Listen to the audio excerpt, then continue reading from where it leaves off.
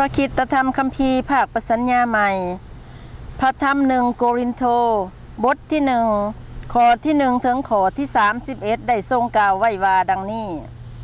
จดหมายของโปโลที่มีไปถึงคริสตจักรในเมืองโครินโธฉบับต้น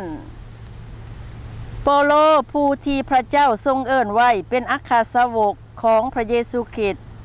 ตามน้ำพระทัยพระองค์กับโซสแทนผู้เป็นน้องถึงคริสตจักรของพระเจ้าที่อยู่เมืองโกรินโธผู้ได้รับการทรงสำระให้บริสุทธิ์ในพระเยซูคริสต์ซึ่งพระองค์ได้ทรงเอิ้นให้เป็นไพพ้นด้วยกันกับคนทั้งปวงทุกบอนที่ห้องออกพระนามของพระเยซูคริสต์เจ้าของเฮาทั้งหลายคือพระผู้เป็นเจ้าของเขาและของพวกเฮาด้วย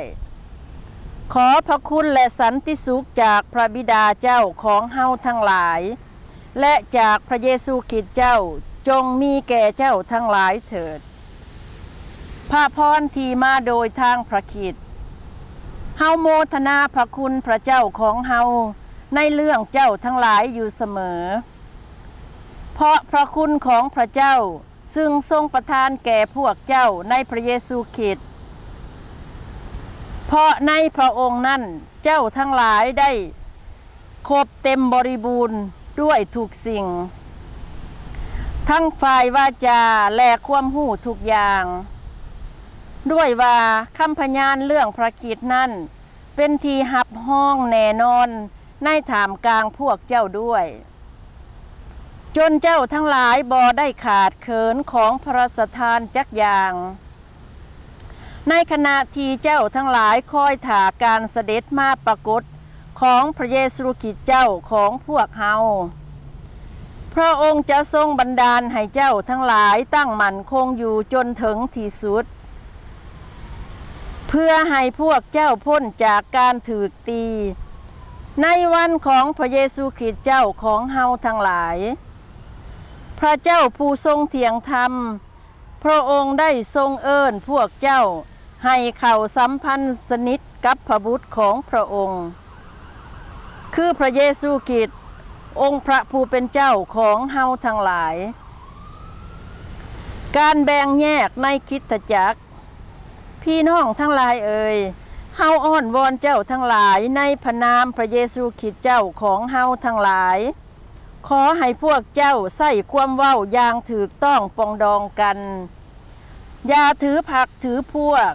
แต่ให้เจ้าทั้งหลายห่วมเข้าสนิทกันเป็นน้ำหนึ่งใจเดียวมีจุดประสงค์อย่างเดียวกันพี่น้องทั้งหลายของเฮาเอ่ยเหตุว่ามีบางคนที่มาจากนางคาโลเอได้เล่าเรื่องของเจ้าทั้งหลายให้เฮาฟังว่าเกิดมีการพิษเถียงกันในท่ามกลางพวกเจ้าดังนี้เฮาหมายความว่าคือพวกเจ้าต่างคนก็ต่างกล่าวว่าคอยเป็นฝ่ายโปโลหรือคอยเป็นฝ่ายอาโปโลหรือคอยเป็นฝ่ายเกฟาหรือคอยเป็นฝ่ายพระคริสต์พระคริสต์แบ่งออกเป็นหลายองค์แล้วหรือโปโลได้ถือครึ่งไว้เพื่อพวกเจ้าหรือเจ้าได้รับบัพติศมาในนามของโปโลหรือเฮาขอบพระคุณพระเจ้าที่เฮาบ่ได้ทำพิธีบัพติศมาให้ผู้ใดในพวกเจ้าเว้นแต่ทานกีสโปกับทานคาโยดังนั้นจึงบ่มีผู้ใดเว้าได้ว่าพวกเจ้าได้รับบัพติศมาในนามของเฮาได้ให้บัพติศมาแก่ครอบครัวของสเตฟานโนด้วยนอกจากคนเหล่านั้นแล้วเฮาก็บ่ฮู้ว่าเฮาได้ให้บัพติศมาแก่ผู้ใดอีกเพราะว่าพระคริสต์บ่ได้ทรงใส่เฮาไปเพื่อทำพิธีบัพติศมาแต่ทรงใส่ไปเพื่อข่าวประเสริฐแต่บอนแมนอาศัยความเว้าอันสลาดเฉลียว เพราะย่านว่าไม่กังแขนของพระคริสต์จะเสียประโยชน์พระคริสต์คือฤทธิ์อำนาจและพระปัญญาของพระเจ้าฝ่ายคนทั้งหลายที่กำลังจิบหายนั่นเขาเห็นว่าเรื่องไม่กังแขนเป็นเรื่องโง่แต่สำหรับเฮาทั้งหลายที่กำลังทรงโปรดให้พ้นก็เห็นว่าเป็นฤทธิ์อำนาจของพระเจ้าเพราะมีคำเขียนไว้ในพระคัมภีร์ว่าเฮาจะทำลายปัญญาของคนมีปัญญาและจะให้ความฉลาดของคนฉลาดสูญเสียไปคนมีปัญญาอยู่ไสนักธรรมอยู่ไสนักโต้ตอบปัญหาสมัยนี้อยู่ไสพระเจ้าบ่ได้ทรงกระทำให้ปัญญาของโลกกลายเป็นความโง่หรือเพราะตามพระสติปัญญาของพระเจ้าทรงเห็นว่ามนุษย์บ่สามารถรู้จักพระเจ้าได้ด้วยปัญญาของตนพระเจ้าจึงทอดพระทัยทรงโปรดคนทั้งหลายที่เชื่อนั้นให้พ้นด้วยคำเทศนาเรื่องที่เขาถือว่าโง่ฝ่ายพวกยิวก็ขอเห็นการสำคัญและพวกต่างชาติก็ซอกหาปัญญาแต่พวกเฮาประกาศเรื่องพระคริสต์ผู้ทรงถือครึ่งไว้ที่ไม่กางแขนนั้นอันเป็นสิ่งที่ให้พวกยิวสูญสะดุดและเป็นเรื่องที่พวกต่างชาติถือว่าโง่